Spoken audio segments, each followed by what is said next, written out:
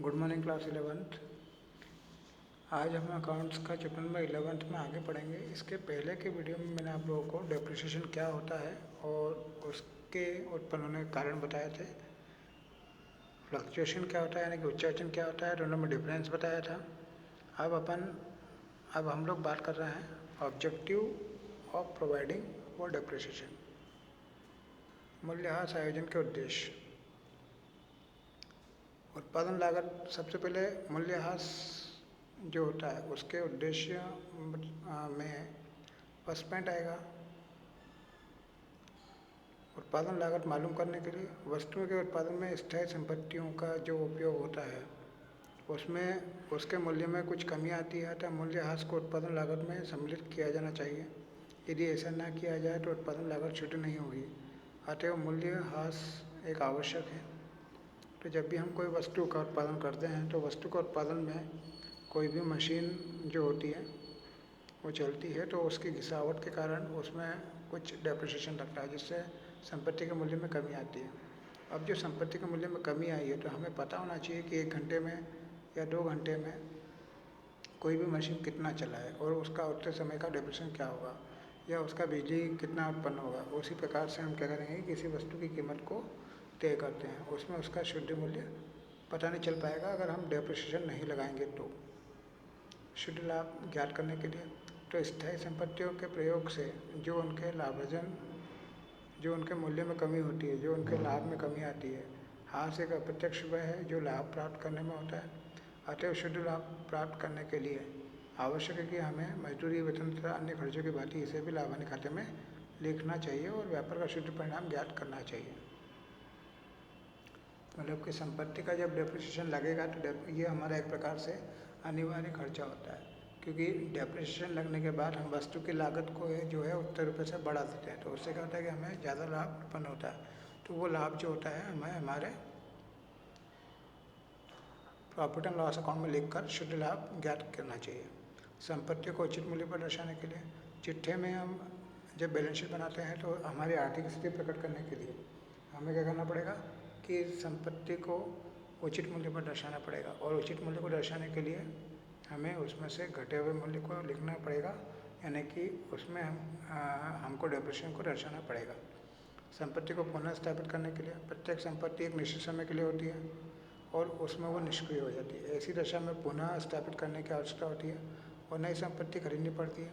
यदि व्यापारिक लाभ में से प्रतिवर्ष मूल्यह्रास का प्रबंध कर कुछ रकम अलग कर दी जाए तो निष्क्रिय संपत्ति के प्रतिस्थापन के लिए आर्थिक संकट का सामना नहीं करना पड़ेगा। मतलब कि जब आप डेप्रिसिएशन लगाएंगे तो डेप्रिसिएशन प्रोविज़न अकाउंट जब हम अलग से बना कर रखेंगे और हर साल कुछ न कुछ अमाउंट जो है डेप्रिसिएशन का अलग करके रख देंगे, तो जब हमारे पास 4 साल बाद, 5 साल बाद, 10 साल बाद कोई संपत्ति निष्क्रिय हो जाएगी तो उसके स्थान पर हम नई संपत्ति जब खरीदने बैठेंगे तो हमें आर्थिक संकट नहीं होगा, क्योंकि हम अगर एकदम से नई संपत्ति पूरे पैसे के साथ खरीद लेते हैं तो हमारे पास हो सकता है कि हमारे बिजनेस में आर्थिक संकट उत्पन्न हो जाए। तो उससे बचने के लिए भी हम मूल्यह्रास लगाते हैं। पूंजी को बनाए रखने के लिए स्थायी संपत्ति व्यापार में लगाई गई पूंजी में से खरीदी गई यह एक प्रकार की पूंजी का विनियोग है। मतलब कि स्थायी संपत्ति व्यापार में लगाई गई पूंजी में से खरीदते हैं तो ये एक प्रकार से विनियोग होता है। संपत्ति के प्रयोग से उसका मूल्य प्रतिवर्ष कम होते रहता है, जिससे विनियोग का मूल्य अथवा पूंजी की मात्रा भी कम हो जाती है। अतः पूंजी को बनाए रखने के लिए मूल्यह्रास का प्रबंध करना आवश्यक हो जाता है। पूंजी का बंटवारा रोकने के लिए व्यापार को सदृढ़ बनाए रखने के लिए आवश्यक है कि पूंजी में किसी प्रकार की कमी होने की ना ली जाए। लेकिन मूल्यह्रास के आयोजन के अभाव में व्यापार का लाभ अधिक निकलता है, इसका वितरण व्यापार स्वामियों के बीच हो जाता है। इस प्रकार पूंजी का भाग बढ़ जाता है। अतः इसे रोकने के लिए ह्रास प्रबंध की आवश्यकता है।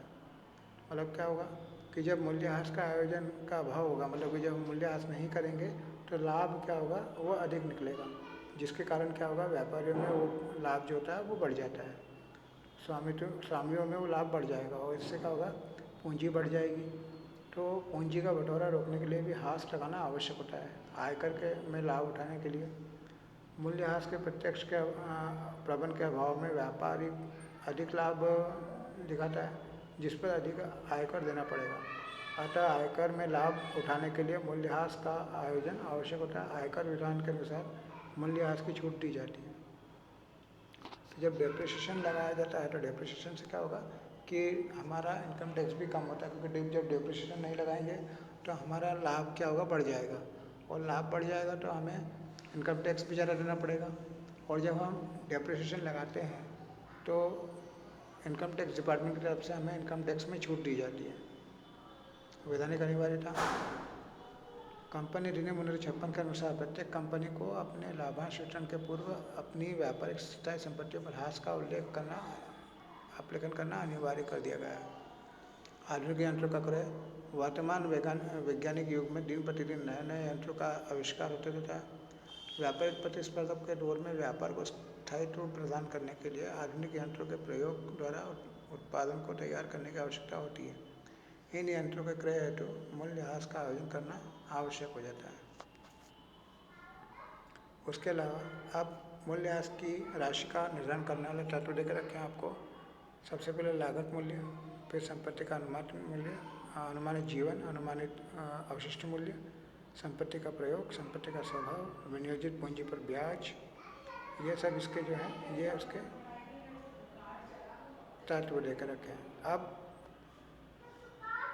मूल्यह्रास की पद्धतियाँ आपको देकर रखी, कुल मिला के 14 पद्धतियाँ हैं, जिसमें से 2 पद्धति आपको आपके सिलेबस के अनुसार दे रखी है, फिक्स इंस्टॉलमेंट मेथड और डिमिनिशिंग बैलेंस मेथड। अब हम आगे इन दोनों के बारे में पढ़ेंगे।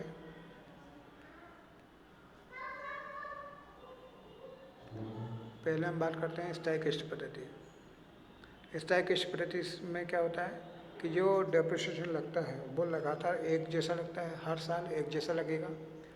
ये संपत्ति के मूल लागत पर लगाया जाता है, ठीक है।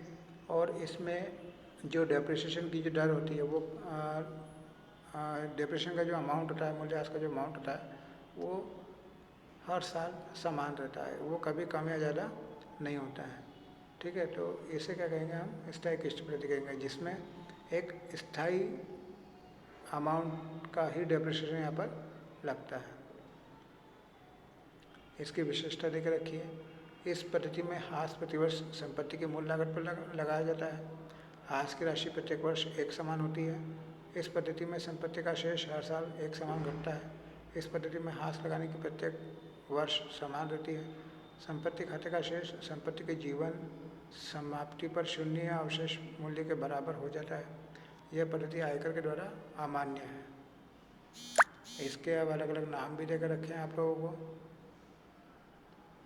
जैसे fix installment method, straight line method, original cost method, equal installment method और सिंपल मेथड ऑफ डेप्रिसिएशन।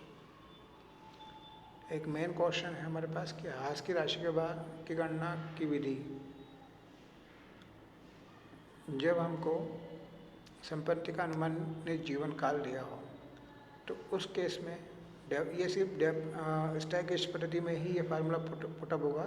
जब अनुमानित जीवन काल दिया हो तो क्या होगा कि मूल लागत, कुल लागत माइनस अवशिष्ट मूल्य अपॉन में जीवन काल, मतलब टोटल कॉस्ट आएगी minus scrap value. Scrap value का मतलब वो होता है कि कितने समय के बाद ये वस्तु बिकने वाली है। जैसे मान लो कि कोई संपत्ति हमने 50,000 की खरीदी है, इसकी स्थापना पर हमने 10,000 रुपये खर्च किए हैं, तो कुल मिला के टोटल कॉस्ट हो गई आपकी 60,000 रुपये। आज से 20 साल बाद ये 10,000 में बिकेगी, तो इसका स्क्रैप वैल्यू हो गया 10,000 रुपये और 20 साल हो गया इसका लाइफ। तो इसको हम प्लस माइनस करके डिवाइड करेंगे तो आपका जो भी आंसर आएगा वो डेप्रिसिएशन आ जाएगा। आपको नीचे एग्जाम्पल में दिया हुआ है, उस प्रकार से हम इसको कर सकते हैं। और एक होता है फार्मूला मेथड। फार्मूला मेथड दोनों कंडीशन में सेम लगेगा। जैसे कोई भी अमाउंट है उसका पर उतना परसेंट हम निकाल देंगे तो वो उसका डेप्रिसिएशन माना जाता है। अब जो दर है उसका क्या होता है, हास की दर के बाद प्रतिवर्ष या वार्षिक शब्द का महत्व देकर रखा हुआ है। तो आप लोगों ने देखा होगा कि एक सिंपल 10% जैसे यहाँ लिखा हुआ है, एक सिंपल 10% दिया है और एक 10% पर प्रति वर्ष या पर एनम या पर मंथ दिया, पर ईयर दे के रखा हुआ आपको। तो उसकी गणना के अलग अलग नियम होते हैं हमारे डेप्रिसिएशन के अंतर्गत, हमारे अकाउंट्स के अंतर्गत अलग अलग नियम दिए गए हैं। तो जब हास की दर के साथ वार्षिक शब्द नहीं लगाओ तो ऐसी कंडीशन में हम क्या करते हैं कि जिस साल हम संपत्ति खरीदते हैं उस समय पूरे साल का डेप्रिसिएशन लगाएंगे, और जिस समय हम संपत्ति बेचेंगे उस समय बिल्कुल भी डेप्रिसिएशन इसके अंदर नहीं लगाएंगे। ठीक है। और अगर हास की दर के साथ अगर वार्षिक शब्द दिया हो तो हम उतने ही समय का डेप्रिसिएशन लगाएंगे जितने समय हमने संपत्ति का उपयोग किया है। अब हमको इसके गुण दे कर रखें स्टैकेस्ट पद्धति के। सबसे पहले सरलता। इस पद्धति में मूल्यह्रास की राशि निकालना का ढंग बहुत ही सरल है। प्रतिवर्ष अपेक्षित राशि एक जैसी रहती है, एक ही बार ज्ञात करना रहती है, बार बार हमको उसकी गणना करने की जरूरत नहीं पड़ती। शून्य मूल्य। इस पद्धति में संपत्ति का मूल्य शून्य अथवा अवशिष्ट मूल्य के बराबर किया जा सकता है। समान विभाजन। इस पद्धति के अनुसार संपत्ति के मूल्य को उसके जीवन काल से डिवाइड किया जा सकता है। उपयोगिता। कम मूल्य एवं कम जीवन वाली वस्तु संपत्तियों के लिए जिन पर मरम्मत का व्यय नगण्य होता है, यह पद्धति उपयोगी मानी जाती है। समान किस्त। इस पद्धति में प्रतिवर्ष हास की राशि एक जैसी रहती है। इसके दोष है गुण देकर रखें। सीमित क्षेत्र है, असमान भार, पूंजी पर ब्याज का अभाव और हास की गणना कठिन, प्रतिस्थापना का अभाव। इसकी उपयोगिता और क्षेत्र देकर रखा हुआ है।